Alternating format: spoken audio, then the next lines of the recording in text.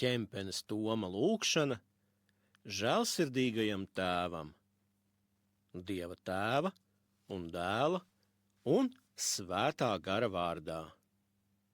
Amen.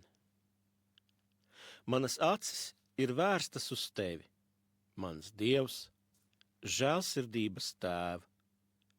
Es pilnīgi paļaujos uz tevi.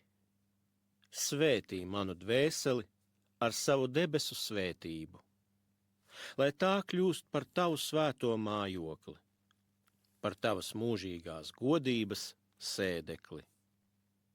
Un kad tev lapatiks to apciemot, lai tajā neatrastos nekas, kas varētu apvainot tavu skatienu. Uzlūko mani, Kung, savā labestībā un savas žēlsirdības pārpilnībā.